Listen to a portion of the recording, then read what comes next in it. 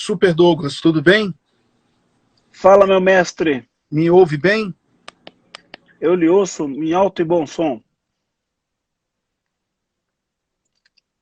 E aí, a recíproca é verdadeira?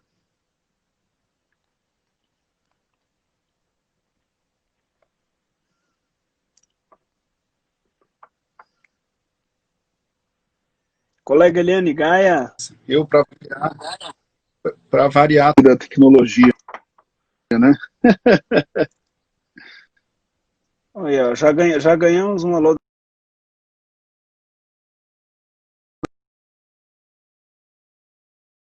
Só tem o pessoal que acompanha é melhor do que os que você convida para falar, viu? Grande abraço para todo mundo aí. Tô vendo um monte de gente querida aqui, coisa boa. Acabei de assistir uma live dela com a colega Sibílio, lá do Rio de Janeiro. Simone Foi uma live, Sibeli, exatamente. uma live fantástica, rapaz. Uma coisa Sim, sim, maravilhosa. sim. Foi uma aula de júri, viu? Foi uma aula de júri. Exatamente. Quase que eu optei por abrir essa live aqui e deixar, sei lá, um boneco com a minha foto aqui, deixar só você falando sozinho, para não estragar o dia de lives de hoje, cara. Deixa Simone Sibílio, Nada. Elane Gaia, Não é? Suxberger, e Não, aí, eu e aí não, eu, eu não. e aí eu saio de cena, cara, porque, nossa, é muito peixe grande para esse lambari aqui nadar no meio, né? Tá louco? Né? Quem não te conhece que te compre, viu? Eu tô achando legal essa pandemia de lives aí. Acho que se tem algo de positivo que esse período difícil da pandemia trouxe, foi essa disposição, né, de pessoal participar, de É, videoconferência.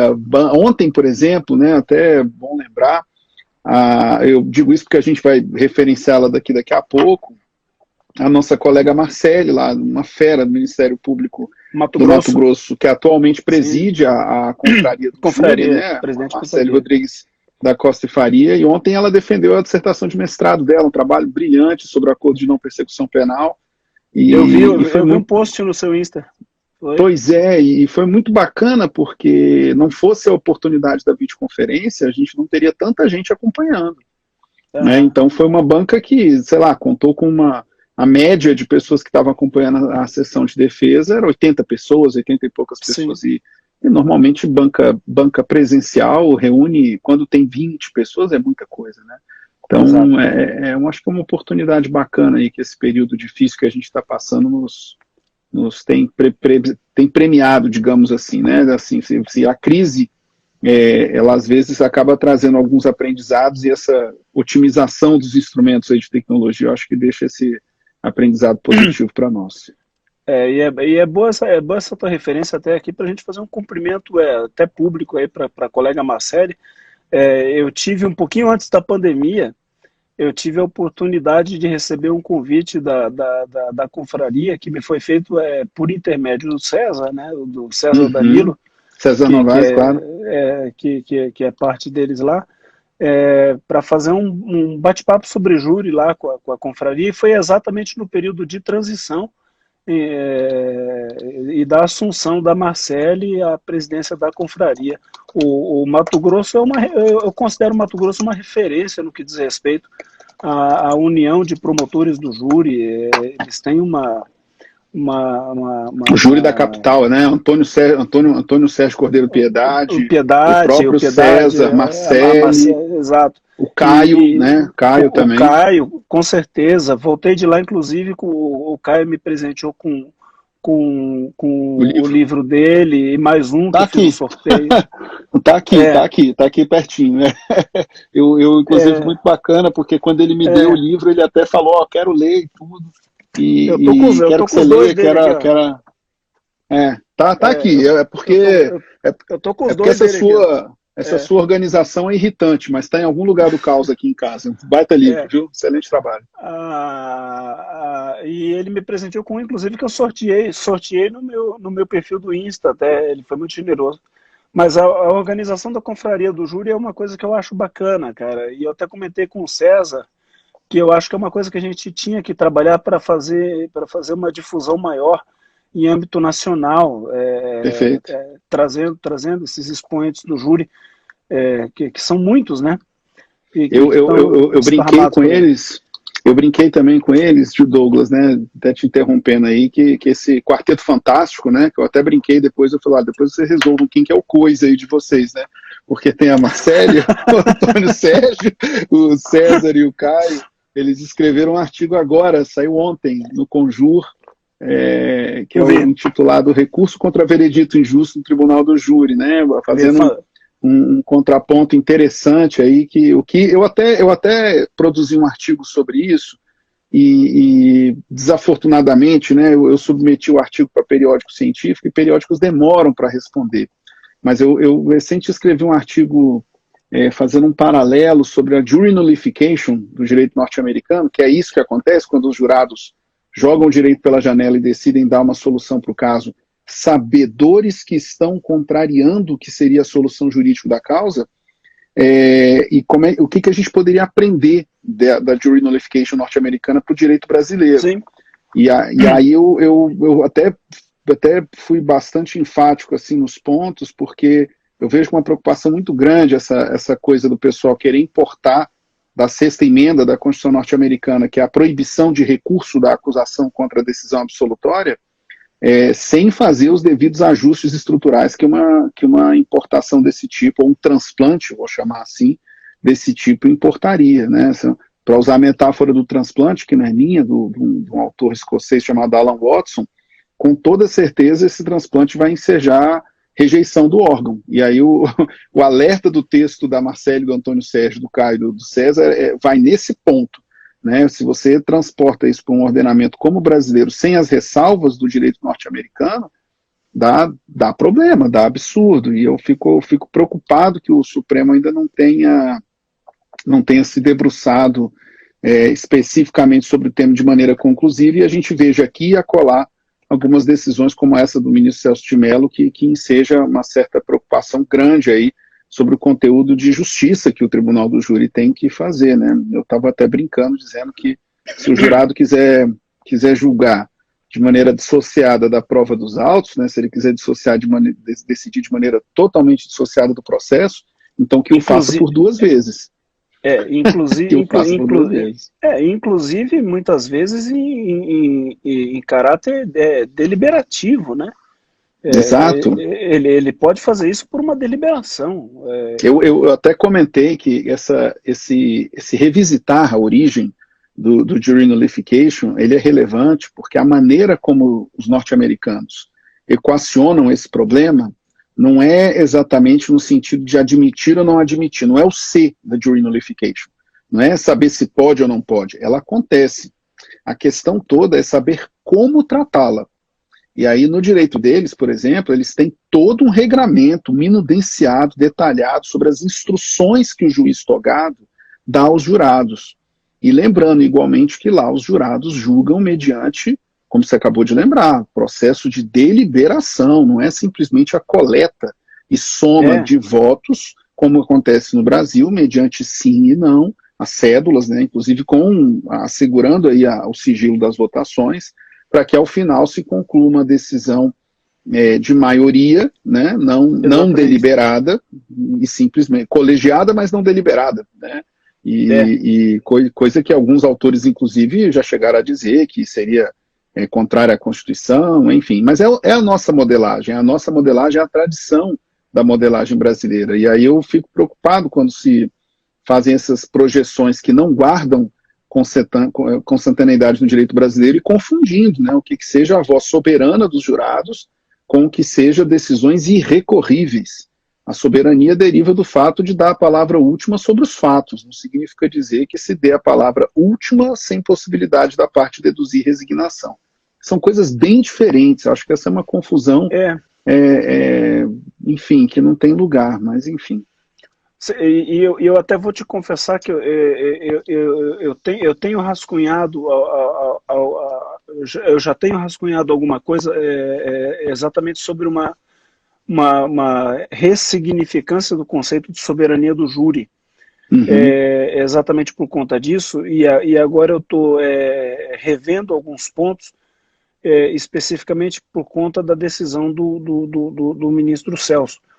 porque nós temos um paradigma que é calçado na soberania dos vereditos, e quando nós falamos em soberania dos vereditos, nós falamos em soberania do júri. Mas, em verdade, o que nós temos no direito brasileiro, e aqui nós precisamos sair um pouco desse aspecto semântico, o que nós temos no direito brasileiro, em verdade, se você for olhar materialmente, não é uma soberania do júri, é uma soberania de uma maioria de jurados. Perfeito. Exato. E isso dentro da estrutura ortodoxa sob a qual o júri funcionou secularmente, nunca trouxe problema.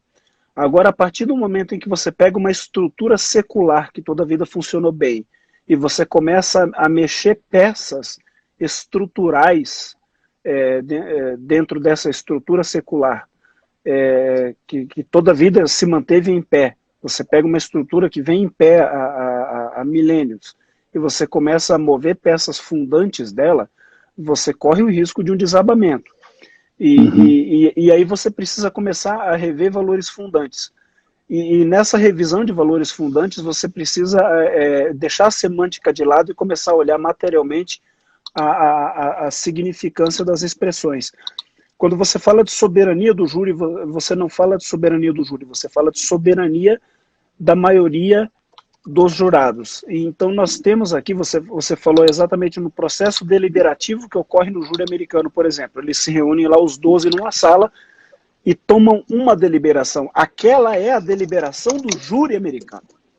Aqui nós temos, na verdade, 7 deliberações diferentes ao final do nosso julgamento, e da soma dessas 7 deliberações você faz uma maioria. Perfeito. Então, o que você tem é o resultado de 4 deliberações que preponderam muitas vezes sobre 3 deliberações, e daí sai um resultado do qual advém a absolvição ou a condenação. E você trabalhar em cima de um paradigma que pega 4 deliberações individuais, que às vezes preponderam sobre 3 deliberações individuais, e considerar isso como uma soberania popular, ou equiparar isso com uma soberania popular, ao ponto de inviabilizar a via recursal em detrimento de uma, quiçá uma iminência de equilíbrio com a prova demonstrada nos autos, que me parecer um tanto chocante com a nossa estrutura persecutória.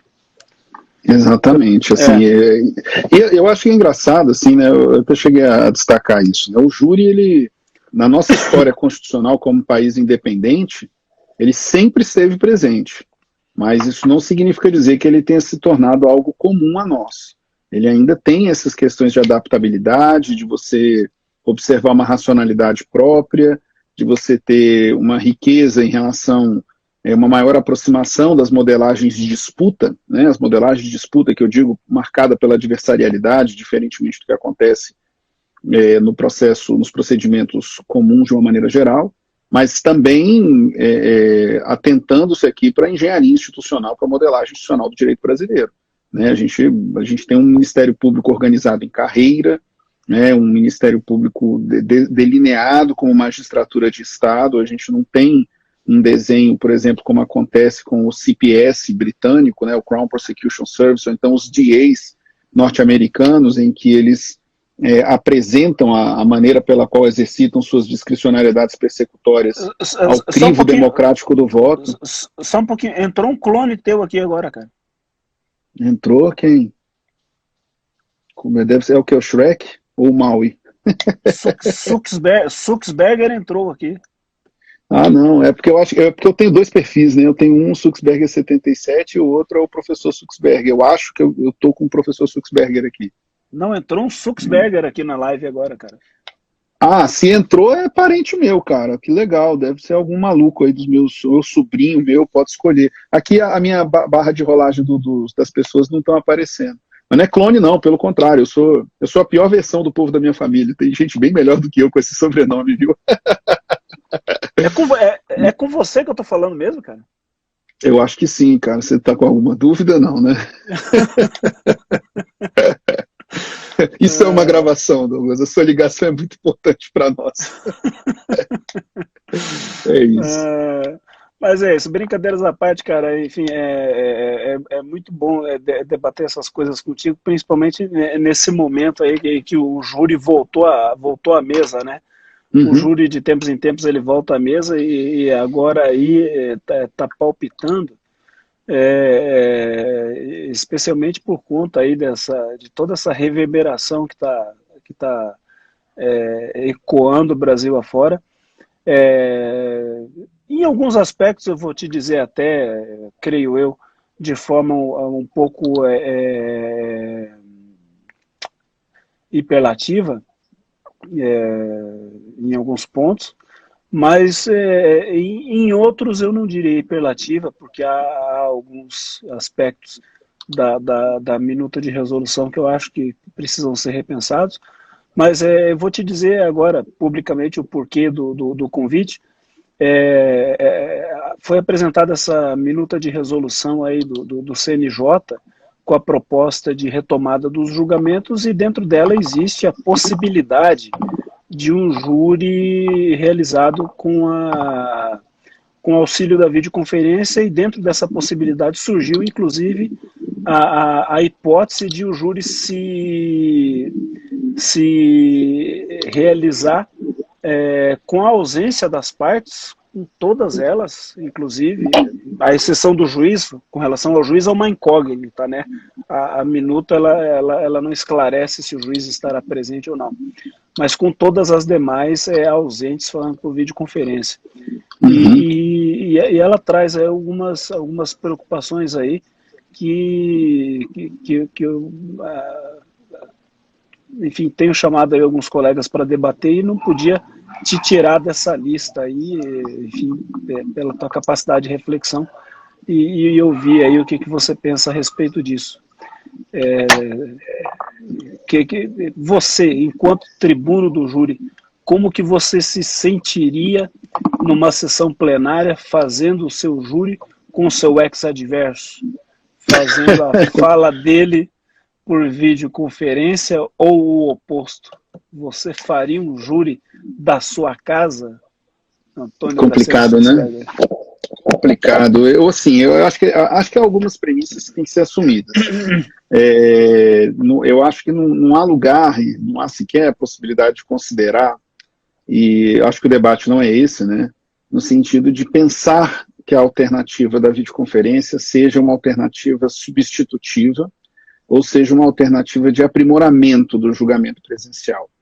Então, assumamos essa premissa, né? Por que isso? Porque a gente está vivendo um período, por conta da pandemia, e eu acho que quem melhor equaciona isso daí são os nossos colegas, o Samuel Fonteles, né? Colega nosso do MP de Goiás.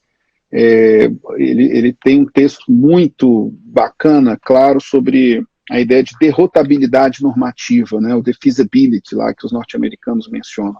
É uma expressão que já aparece há muitos anos, acho que até para ser justo, acho que um dos primeiros a falar sobre isso foi o Juliano Taveira Bernardes, que é um juiz federal também do estado de Goiás, e que é a ideia segundo a qual, quando você experimenta emergências de contexto, que se mostra um quadro tão desafiador, muitas vezes o contexto ensejador da norma é colocado em xeque, a ponto de você simplesmente reconhecer que aquela norma, independentemente da sua vigência ou validade, ela acaba sendo derrotada naquele momento. O que a pandemia faz é apresentar um desafio de derrotabilidade normativa, porque ninguém em sã consciência cogitaria de sequer discutir na realização de tribunal do júri por videoconferência. Agora, temos um problema seríssimo em relação ao equacionamento de processos. Estamos falando de processos criminais que versam aquilo que deveria, se é que não é, né, mas deveria ser a prioridade do sistema de justiça criminal brasileiro, que são os CVLIs, né, os crimes que vão resultar em morte, dentre eles o homicídio, né, o júri é o procedimento dos crimes dolosos contra a vida. E são processos marcadamente com situações bastante peculiares, prisões processuais que são impostas, e são processos que hoje aguardam a solução de um quadro que simplesmente o término dele não se avizinha, né? Quando a gente chegou a conversar aqui, fazer uma live logo no começo da pandemia, e agora a gente já está meio de julho e seguimos em pandemia, seguimos com distanciamento social e com um quadro que sequer parece evidenciar que a gente possa simplesmente afrouxar as medidas de enfrentamento da pandemia. Ao contrário, Exatamente. O que me parece aqui é que a gente vai ter que efetivamente equacionar essas soluções. Então, eu sei que eu estou falando uma obviedade, mas é importante situar esse quadro, porque ninguém propõe ou discute o júri por videoconferência como medida de aprimoramento ou como alternativa. Se apresenta como uma situação de equacionamento de um quadro que coloca em xeque a própria resposta penal do Estado. Essa é a questão. É algo parecido com o que acontece com a temática prisional.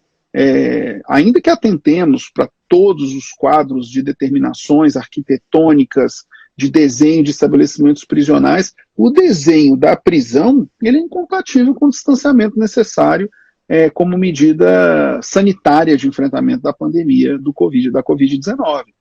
Então, eu acho que essa premissa é importante até para a gente poder deixar bem claro que a discussão da virtualidade, digamos assim, da utilização das ferramentas por videoconferência do Tribunal do Júri, ela não vem numa situação substitutiva. Então, para chegar na resposta, eu ia dizer isso, eu li a minuta, há pontos de aclaramento, há pontos de esclarecimento, mas é preciso lê-la com esse espírito aberto, Sim. No sentido de que não há como simplesmente suspender a tramitação dos processos que versam no procedimento dos crimes dolosos contra a vida, sine die, né, sem possibilidade de solução. E na necessidade de se realizar esses júris, qual seria a alternativa? Nós já temos vídeos circulando na internet aí sobre júris que aconteceram de maneira presencial, seguindo o rito do CPP, mas com cuidados de distanciamento. Você deve ter visto isso daí, né? Cadeiras marcadas, quadros de acrílico e vidro para poder separar os debates orais das partes e tanto Sim. mais. O que a proposta de resolução, digamos assim, avança, mas no sentido de ir além, mas não necessariamente para o melhor, é justamente propor alternativas a que você procure otimizar as rotinas e realizações do júri. O que eu quero dizer com isso? Ele tenta proceder a toda uma primeira etapa de trabalhos pela possibilidade virtual, de sorte que presencialmente só venha a ocorrer a prática da sessão do Tribunal do Júri quando todas as medidas possíveis e imagináveis, quero aqui colocar, de frustração da sessão, já tenham sido ultrapassadas. Então, é curioso, porque já te atropelando um pouco aqui, Douglas, eu entro até num dos pontos aqui que uma nota técnica da confraria, que diga-se de passagem, né, muito bem construída, justamente porque é alinhavada com isso. Né, primeiro você faz o reconhecimento, olha, a gente precisa equacionar os processos. Como fazer? Vamos, então, conversar seriamente sobre a possibilidade da videoconferência. E aí, na sequência, o artigo a confraria faz uma proposta muito interessante, dizendo, olha, suprimam o artigo 4º e vamos direto para a sessão, porque é melhor, esse artigo 4º aqui, quando prevê que na data designada o trabalho se inicia virtualmente, eu posso até narrar uma experiência que seguramente passou e foi aventada pelo CNJ ao fazer essa proposição. Justiça, né, organizações judiciárias que não estão habituadas com júri, me refiro especificamente à Justiça Federal, em que o júri é uma coisa que acontece de maneira excepcional lá, eles não estão habituados e não contam com estruturas perenes de realização de júri. Então, você tem alguns casos, inclusive rumorosos, midiáticos, de casos que foram deslocados, um aparato gigante, né? Eu digo isso porque nosso colega também, Gustavo, procurador da República, que cuida do grupo de trabalho, os procuradores da República Sim. que trabalham com júri do MPF, o cara, Sim. Gustavo Torres, né? O cara brilhante, faz um trabalho também sensacional. ele, ele já narrou situações em que houve deslocamento físico de salas que até então não tinham possibilidade de abraçar o júri, foram criadas estruturas físicas temporárias, deslocamento de dinheiro, uma alocação orçamentária absurda para que medidas iniciais da sessão do júri, quando já iniciados os trabalhos, acabaram resultando na frustração da sessão como um todo. Então, eu vejo aqui esse artigo 4º, no mundo ideal, como uma medida suprimível. Estou absolutamente de acordo com a nota da confraria. Aham. Mas, por outro lado, eu precisaria destacar aqui essa preocupação, que não é uma preocupação etérea ou cerebrina, não. Isso tem acontecido com uma certa frequência, no sentido de que até que esses trabalhos se iniciem efetivamente, ou seja, até o momento em que, colhido o compromisso, os sete jurados já estão lá, e os atos vão se iniciar depois das impugnações iniciais, aquelas que aparecem lá no 571 do CPP, aquelas nulidades ocorridas depois da pronúncia serão arguídas logo na abertura da sessão do júri, quando você tem a certeza de que, oba, hoje tem júri, né? Aquela hora que o promotor senta na cadeira e fala, hoje tem, né? Hoje vai acontecer. Agora, o famoso agora vai, né? Agora vai, exatamente, porque infelizmente o nosso desenho procedimental ele permite isso. Eu falo isso porque eu vejo isso com muita crítica, porque o procedimento dos crimes dolosos contra a vida ele é caríssimo para o Estado. E de uma maneira geral, não faço essa crítica ao júri apenas, eu faço uma crítica ao todo, né?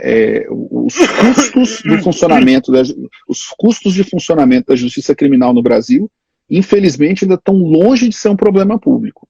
É preciso a gente levar isso como um problema público. Geralmente, quando ele aparece como um problema público, o pessoal vai num dos pontos que não é um dos pontos principais, que é achar que o problema da justiça criminal é discutir o salário dos atores que estão lá dentro. Né? Ah, juiz ganha muito, promotor ganha muito, servidor ganha muito, serventuários, e a questão não é essa.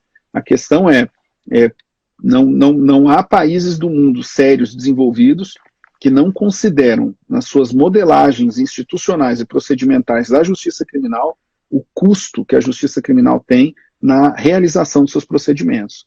Então, talvez aqui a proposta de resolução ela torne isso mais gritante. A fratura ficou exposta, entendeu? E aí talvez essa preocupação de deixar o espaço físico a ser reservado quando temos certeza de que o júri vai acontecer. Então, até então, a possibilidade franca de antecipação virtual. Agora, na realização da sessão presencial, eu não sei se você vai concordar comigo, mas eu não consigo visualizar, a não ser que sejam quadros justificáveis por razões particulares, pessoais das pessoas, né? Ou seja, um membro que se encontra em grupo de risco, por exemplo, um membro do Ministério Público, um advogado que se encontra em situação particular, grupo de risco, que não possa... Então, eu não vejo como ação decisória livre de promotores e advogados não estarem presentes para fazer o plenário do Tribunal do Júri. Eu sei que a resolução prevê essa possibilidade, mas eu não consigo enxergar isso como algo factível. Eu vejo como alternativa. Agora, concretamente, posso estar equivocado na minha prognose aqui, mas eu vejo com muita dificuldade quem que vai optar por não estar presente no dia do plenário do Tribunal do Júri, porque cercados os cuidados necessários que terão que ser realizados, eu não vejo como o desempenho da atuação acusatória, o desempenho da atuação defensiva se realizar em sua totalidade no plenário, que não seja presencialmente. Né? Não sei a sua leitura a respeito disso aí. Eu achei extremamente interessante e eu te confesso que eu venho fazendo esse debate com algumas pessoas e é a primeira vez que eu vejo uma colocação tão pontual e tão certeira a respeito disso, a fim de dar uma viabilidade para a resolução. Porque, de fato, o grande foco das problemáticas, o grande foco da problemática discursiva, o grande foco dos debates que giram em torno da minuta de resolução está exatamente no artigo 4º. Pelo que eu tenho detectado na conversa com os colegas aí, O artigo 4º ele concentra os dois grandes problemas. E aqui eu vou te revelar o que eu prospectei debatendo e que também, na verdade, são as minhas duas grandes preocupações. A primeira delas.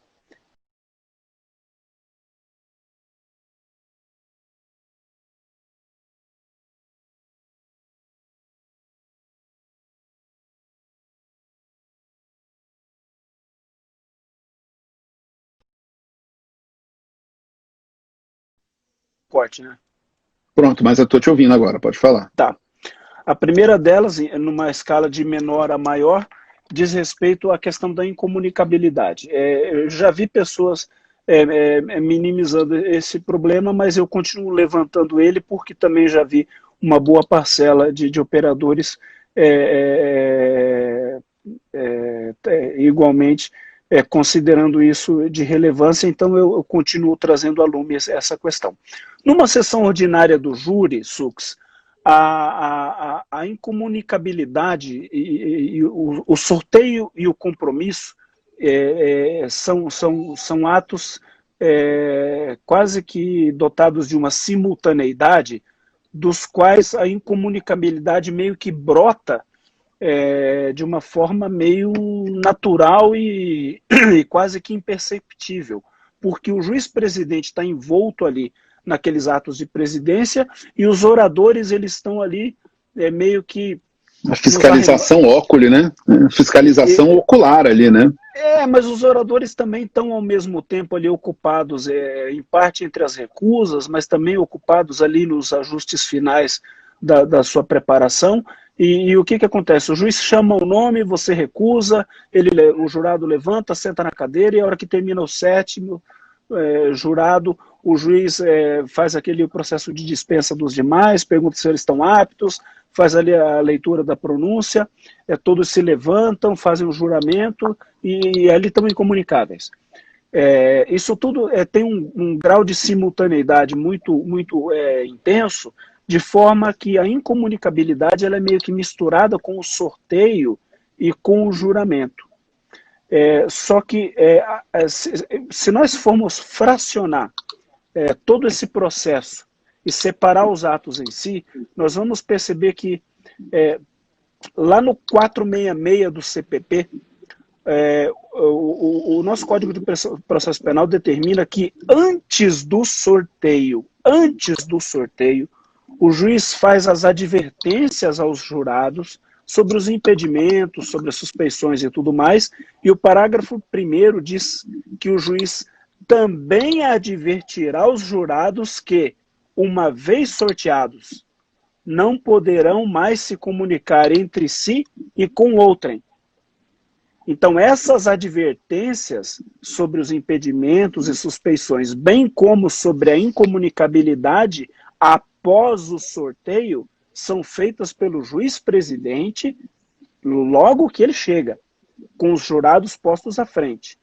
E aí faz seu sorteio. E lá no 472 é que é feito o compromisso. Perfeito. E o que a minuta prevê é um sorteio realizado virtualmente, com o jurado em casa, e depois uma suspensão do julgamento para que esse jurado se desloque. E aí eu entro na seguinte questão: você aí no DF, eu aqui em Campo Grande, o Alexandre lá em São Paulo, enfim, o cara lá em Belo Horizonte, nas cidades grandes, é possível que a grande maioria dos júris aconteçam com réus desconhecidos. Mas nós estamos falando, cara, de 2.000 e poucas comarcas no Brasil. Nas comarcas pequenas, as pessoas conhecem os crimes que acontecem. E aí você vai chamar o jurado para julgar o crime do sujeito que ele ouviu falar, e ele vai ser sorteado, e depois de sorteado para julgar o crime do sujeito que matou o frentista no posto de gasolina do seu João, e aí ele vai receber aquela notícia, e ele vai estar ali com a família dele, e vai dizer: mãe, eu vou julgar o crime lá do posto do seu João. E agora? E aí, além disso, ele tem ali o sitezinho de notícias da cidade dele no smartphone, ele pode telefonar lá para o seu João: seu João, o que aconteceu aí no posto, me conta? Você não sabe a que tipo de acesso, o acesso a que tipo de informação ele tem nesse trajeto entre a casa dele e o fórum, até tomar o juramento lá. E isso, ao meu sentir, é uma quebra da incomunicabilidade, portanto, uma quebra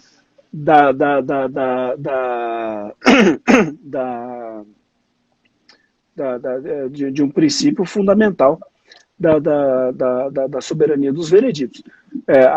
Nesse ponto, eu acho que a minuta ela poderia avançar mais, talvez no sentido de diminuir o número de jurados para o mínimo legal necessário para a realização do julgamento, que são 15, e na hipótese de não comparecimento dos 15, que se aguarde a vinda de mais 2, porque já que a minuta prevê uma suspensão para a vinda dos 9 jurados, 7 convocados e mais 2 suplentes, que se convoquem 15, e em não vindo 15, que se chamem mais 2 para comparecer, mas que o sorteio seja feito em loco, que o sorteio seja feito ali, exatamente para você não ter quebra de incomunicabilidade.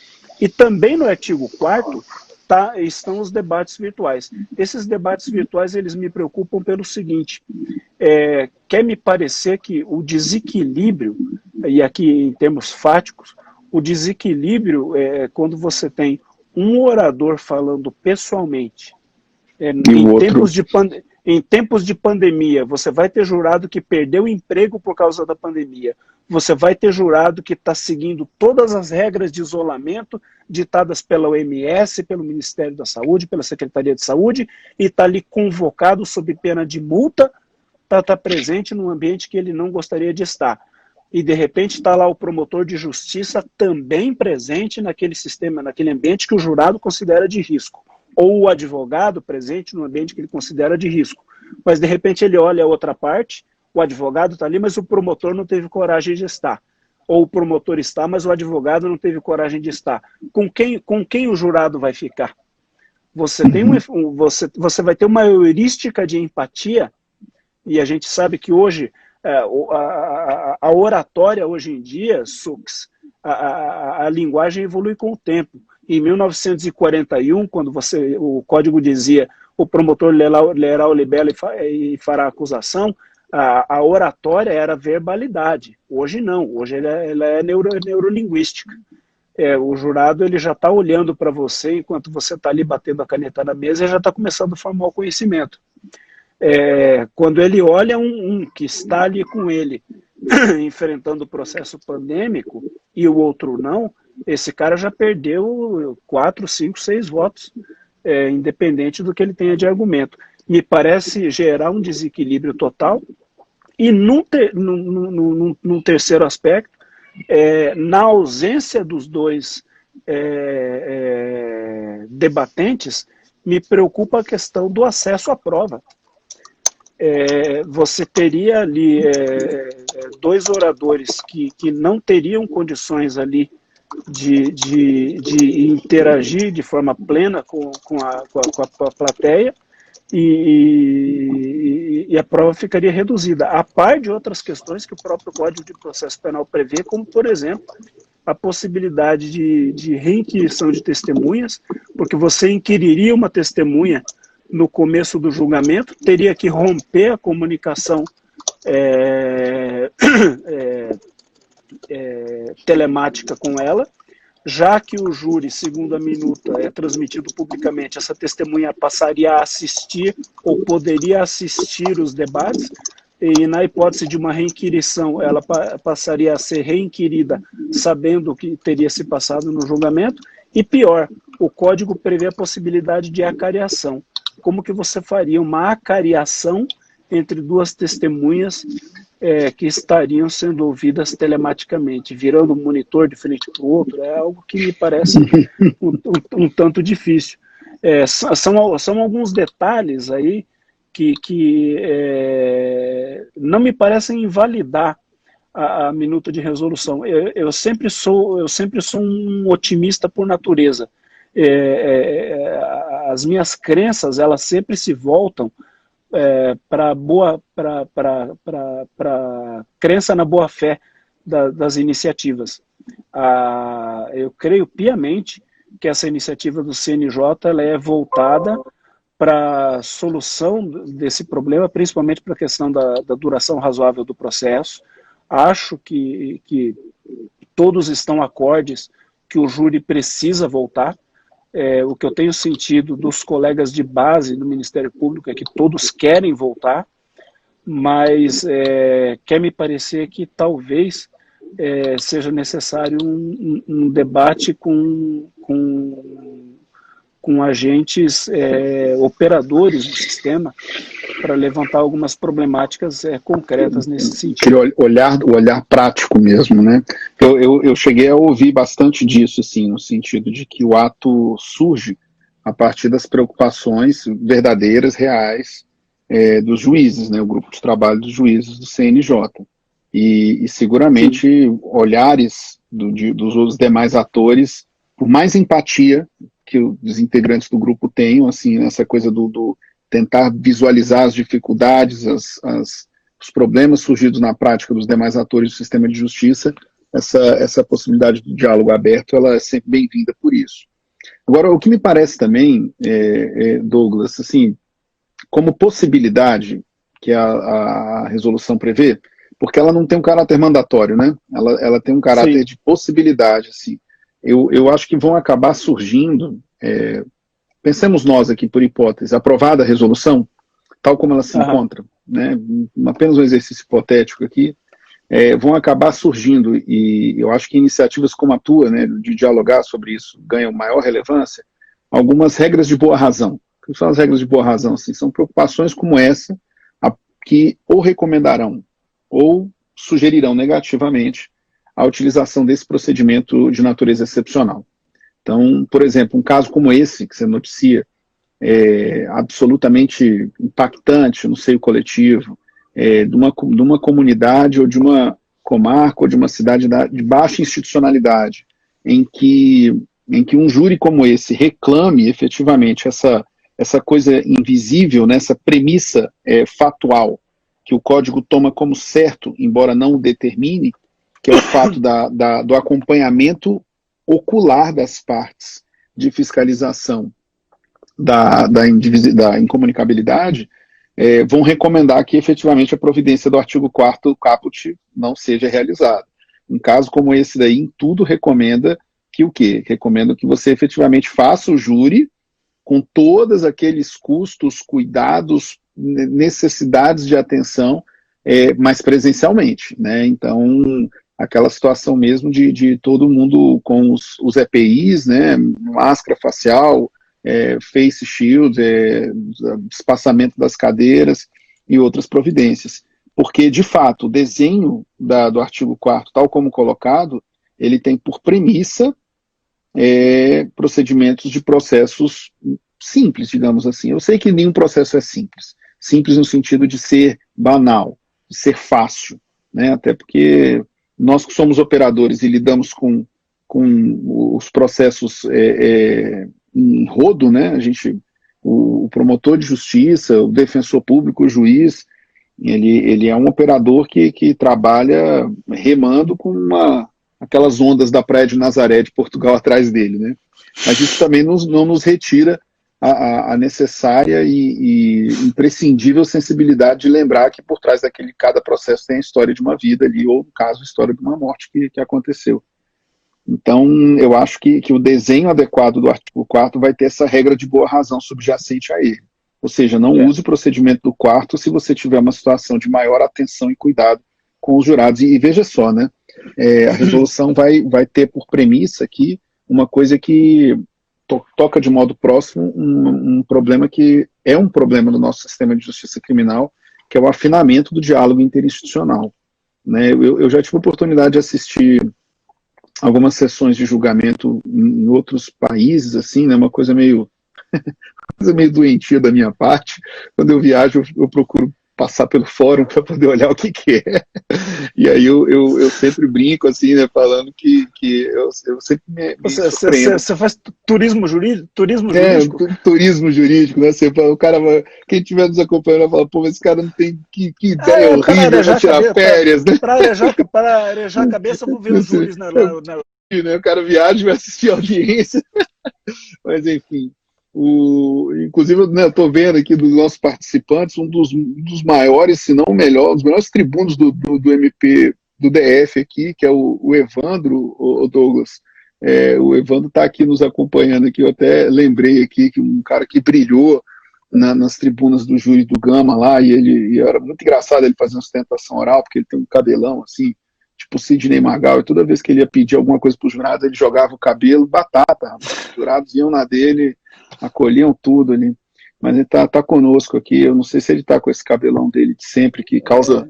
a minha sogra, para você ter uma ideia, se encantou com o cabelo do Evandro, ela falou assim, olha o cabelo daquele rapaz. Eu já tentei fazer isso, mas não deu efeito nenhum. Não, o pouco que ainda sobrou é permanente desde que eu nasci, né, então... E aí eu fiquei 2 dias com torcicolo. eu faço essa lembrança aqui, porque o que acontece em um caso como esse? A gente vai ter ainda mais relevante a gestão judiciária dos processos do júri a partir de um diálogo interinstitucional claro, né? Promotores, advogados se dirigindo aos juízes e dizendo, olha, excelência, esse caso não admite a possibilidade do artigo 4º. Vai ser divulgada a pauta prévia, né, a inclusão dos processos em designação de data, e na sequência o juiz-presidente, e aí tanto melhor, né, em processo dialogal com as partes, vai ter que construir muito bem o que vai ser a opção de fazê-lo a partir do que seja aquele caso, este caso, vão observar as rotinas do artigo 4º. Enfim. Acho que essa é a preocupação. Essa da acariação que você falou, realmente é uma coisa surreal, não tem como fazer. E digo até mais, assim, né, porque para além da questão da acariação em si, a coisa da sessão do júri, que é muito marcada pela concentração, né, se tem um lugar que a concentração decorrente da oralidade tem o seu lugar por excelência, é numa sessão de júri. Como é que você assegura essa concentração tal como colocada se o sujeito está à distância? Né? A sincronia da participação online, ela nem sempre permite a concentração, que tem por premissa a imediatidade. Né? Então, o limitante aqui da videoconferência, como um todo, não só no júri, porque o júri é muito gritante, mas o limitante da videoconferência não é o caráter síncrono do ato, é o caráter imediato do ato. É por isso que todo mundo tem tanta preocupação com as coletas de produção de probatória por videoconferência. Né? Eu falo isso porque o esforço da resolução, ele se casa com a resolução já aprovada que versa sobre a videoconferência como um todo nos tempos de pandemia.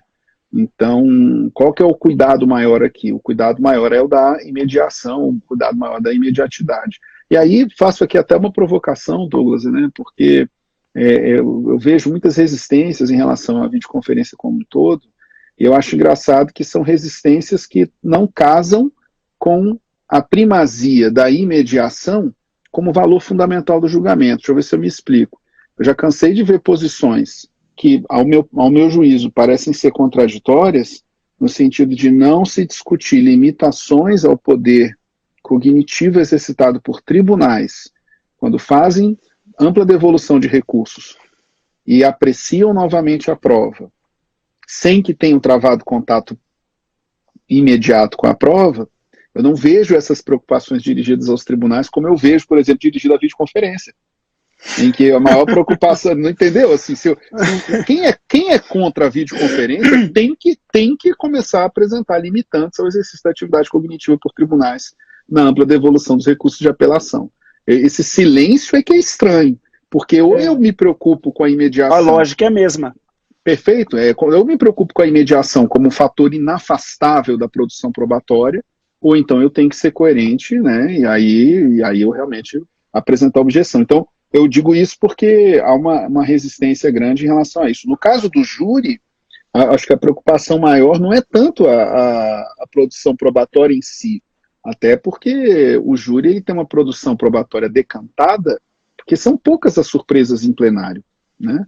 São Sim. poucas. As preocupações maiores do plenário, elas têm, elas têm muito mais um quê performativo da produção probatória do que um quê de revelação da prova.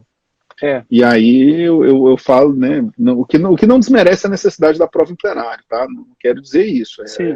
A regra do jogo é essa, é produção perante juízo imparcial, aí gestão da prova pelas partes. Se essa é a regra do jogo, então a regra tem que ser no plenário. Mas eu colocaria esses pontos aí a serem considerados igualmente.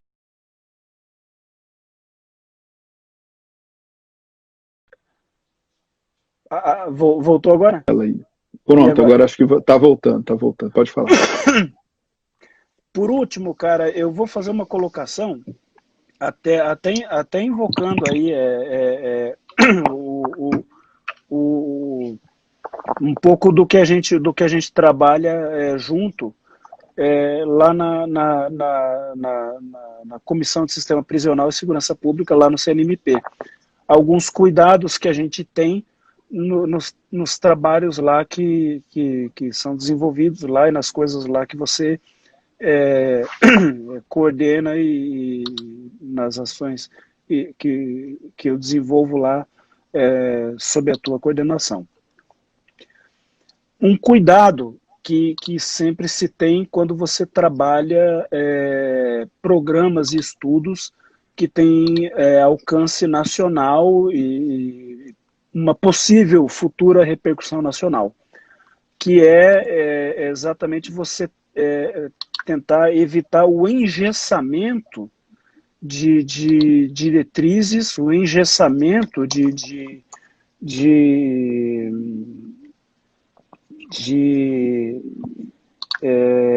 padrões, dada a diversidade que você tem nas unidades federativas as mais diversas. Eu notei que a resolução ela estabelece, por exemplo, o distanciamento mínimo de 1 metro entre os participantes, entre outras medidas sanitárias, como o uso de álcool, gel, esse tipo de coisa e tal. Isso me preocupou por quê? Porque nós estamos vendo a OMS falando em 2 metros, as secretarias de saúde falando em 2 metros. Eu não vou aqui discutir se é 1 metro ou 2 metros, porque eu não sou infectologista. Perfeito. Mas o fato é que eu, enquanto cidadão, eu já me preocupo de plano, não é nem enquanto operador do direito, com a divergência entre o que está aqui e o que eu vejo de fora. E eu acho que caminharia melhor a resolução em não abordar essas especificidades na área da infectologia e deixar isso, ou relegar isso, para que os júris, se presenciais, acontecessem seguindo as orientações das autoridades sanitárias locais, de acordo com os padrões estruturais dos foros locais, avaliados em loco. Eu acho que seria uma medida mais sábia do que o CNJ, por conta própria, escolher tais e quais padrões sanitários. Douglas, aquele negócio, né, cara? A democracia tem que ser para tudo e para todos. A democracia tem que. A grande sacada da democracia é ser um conceito instituinte. Ela não tem tamanho nem tem lugar. E ela é paradoxal, porque quanto mais você quer mais. Eu fico muito assustado com modelagens top-down, né, que é o que pretende fazer essas ações. Assim, eu acho que é tanto melhor que essas experiências valham como bottom-up. E aí, sou suspeito, você sabe como é que eu penso a respeito disso, mas eu acho que a atuação desses órgãos centrais, digamos assim, verticais, não é a possibilidade de mandar e o de baixo cumprir, né, como uma grande coluna, mas sim a possibilidade, a partir de uma visão de todo, enumerar as principais guias de atenção a serem melhor implementadas por quem está nos seus respectivos contextos. Então, eu acho que você tem razão nesse aspecto aí da consideração. A pandemia, e é óbvio falar isso, porque o problema do Brasil é a desigualdade, né? E essas desigualdades se operam regionalmente, de maneira geral. E isso vai acontecer também com a pandemia. A pandemia, o Brasil, alguns já alertaram lá atrás, que por conta dos problemas de desigualdade social franca que o Brasil tem, o que provavelmente a gente vai experimentar um quadro extremamente cruel. Cruel por quê? Porque a pandemia vai acabar se transformando, vai acabar experimentando um processo endêmico em alguns lugares, e em outros ela vai ser superada. Então, como dizer que isso pode observar uma linearidade construída a partir de um único ato? Eu Exatamente. acho que aí o Brasil, o problema todo também, que eu reconheço isso, eu preciso dizer que nós andaríamos tão melhor se tivéssemos diretrizes ou diretivas para poder diferenciar um nome do outro para o nível de vinculação que elas impõem. Mas eu também reconheço que quando se trabalha com diretrizes ou diretivas, o nível de adesão nosso é baixo. A gente confunde o que seja a independência ou as autonomias com a desnecessidade de atenção a uma política de Estado, né? Pode parecer então, conselho, né? Isso, exatamente. Então é curioso isso, né? Mas, enfim, faz parte de um processo de aprimoramento e de novo, assim, né? O problema não se resolve com a aprovação dessa versão ou de outra versão da resolução, mas sim, eu acho, com um amplo espaço que eventualmente esse texto venha a ensejar a partir de sua aprovação, para que o debate siga e para que ele se evolua em orientações em caráter cada vez mais prático, né? É o como do como. E aí é que vem mesmo a expertise dos atores que estão no dia a dia e a importância de falas como essa sua, quando você debulha, digamos assim, a resolução, a proposta de resolução. Né? Meu amigo, meu irmão, meu professor, o nosso reloginho tá para aparecer e quando ele aparece nem sempre dá 2 minutos, eu não gosto de corte na live. Não, sem problema. Então, eu aqui faço o meu agradecimento e junto com o agradecimento eu gostaria publicamente de te cumprimentar, te dar os parabéns, Sux, pelo trabalho que você está fazendo no Conselho Nacional, na Comissão de Sistema Prisional, Controle Externo da Atividade Policial e Segurança Pública. O teu trabalho na CSP, eu faço aqui um reconhecimento com conhecimento de causa, é um grande serviço à nação brasileira, é uma dedicação funcional e pessoal, muitas vezes com grande sacrifício, mas que tem sido de intensa valia, de grande valia para a evolução do Ministério Público brasileiro e em favor da sociedade brasileira. Tenho certeza que o teu nome está sendo gravado aí nos anais da nossa instituição e nos registros aí da evolução histórica da nossa república. Você é um cara que contribui muito para o nosso país e eu tenho um grande orgulho de ainda que minimamente colaborar com o teu trabalho lá, e esses cumprimentos ficam aí registrados aí pela grandeza do teu trabalho. É uma honra te ter como amigo, te ter como colega de trabalho, e eu agradeço o teu convite para participar dessa live, e em tua honra e homenagem eu deixo para ti o encerramento do nosso encontro e do nosso bate-papo. Obrigado, Douglas. Estou bem acompanhado lá na comissão, dentre as minhas companhias e você. Eu queria terminar com um pedido, meu amigo. Vamos aproveitar, né, o espaço que você tem aí, reúne muita gente boa de júri, Brasil afora. Eu ia pedir para todos nós, né, podermos dedicar um tempinho hoje para orar, para poder, cada um com o seu credo, cada um com a sua crença, mas por um colega muito querido aqui do Ministério Público do DF, o Marcelo Leite Borges, o titular do júri de Brasília, uma referência do júri em Brasília. É um colega que a história dele no Ministério Público se confunde com a própria trajetória do júri no DF. Um exemplo para nós todos, um cara centrado, tecnicamente preciso, um cara compromissado com a causa do Ministério Público, passando por um momento muito difícil pessoal, teve uma perda na família dele no dia de ontem, e daquelas perdas que a gente não pode nominar, né, porque ele perdeu o filho. Quando você descumpre aí a ordem natural das coisas, eu acho que esse é um dos maiores desafios. Pronto, apanhei aqui para poder entrar de volta, Douglas, obrigado. Mas era só concluir mesmo essa minha fala, que eu pedi aí aos colegas para poder reservar um momento de oração para o Marcelo, que é um cara muito querido nosso aqui do MPDFT, e, enfim, toda oração é bem-vinda nesse momento difícil, que ele vai passar junto com a família dele. Sim. Mas é isso, a vida é feita de desafios e as provações que nos colocam à nossa frente é para poder mostrar que a gente vive para a tempestade mesmo. É essa hora que a vida nos testa. Eu sempre costumo dizer, embora nos momentos de açoite seja difícil compreender isso, mas eu tenho uma crença realmente verdadeira, Sux, de que Deus reserva para cada um de nós uma cruz que, por mais pesada que pareça, corresponde a aquilo que cada um de nós é capaz de carregar. E ainda que sob dores absolutamente intensas, eu tenho certeza que o Marcelo, em algum momento passado isso, vai encontrar um caminho aí para não digo para superação, porque eu acredito que esse tipo de dor aí é difícil de superar, mas para acomodação dessa dor.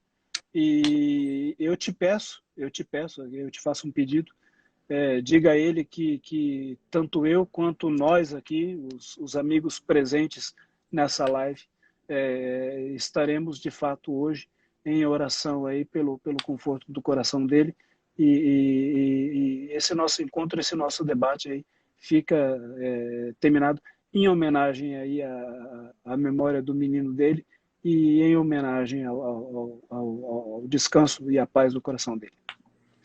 É isso aí. Estamos todos juntos sempre, meu irmão. Obrigado. E obrigado mais uma vez pelo convite. Eu agradeço a todos aí que estavam nos acompanhando. Um grande abraço para todo mundo. E a propósito, parabéns aí pela biblioteca nova, viu? Arrumei para hoje. Grande abraço, pessoal. Felicidades, irmão. Valeu. Obrigadão. Tchau, tchau.